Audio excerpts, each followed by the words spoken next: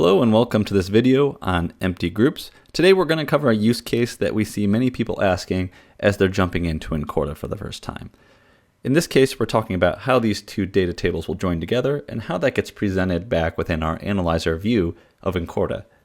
So over here I've mocked up a quick view of what this might look like. At a high level I have a product table and a sales table, and each of them have a store ID and product ID. In this case you can see the store ID of 1 and product ID of 1 exists for 2 rows within this table, and then this third row also exists there as well. And then finally the fourth row does not.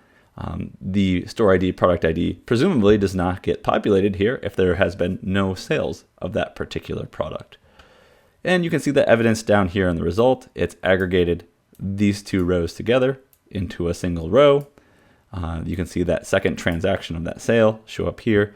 And then we've included, as a part of this output, the other keys within the product table that had no purchase associated with them. So let's jump into Incorta and see how we can accomplish that using the empty groups functionality. So first we need to define a join between our 2 tables, product and sales, which we've loaded up here. In this case, there could be multiple sales of a product. So I'm going to set my sales as my child and my product as the parent. And we'll add a join on both of those keys. Once that's done, I'm going to save the changes and explore my data. Here you can see all of my fields from both of those tables. In this case, I'm going to go ahead and bring in all the fields from product into my grouping dimension. And we're going to run this as an aggregated table just to make sure that we aggregate the transactions of the sales into a singular measure.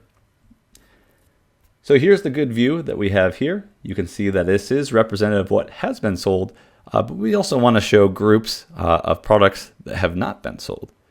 And to do that, all we need to do is revisit each of these grouping dimensions and select Show Empty Groups. Depending on how you want this insight configured, you do have an additional option based on your preference of how you want this grouping to be displayed. Here in this case you see store ID has these 2 rows grouped together or merged together based on a common ID. You can turn that off by going over to the settings, toggling off merged rows, and saving that insight.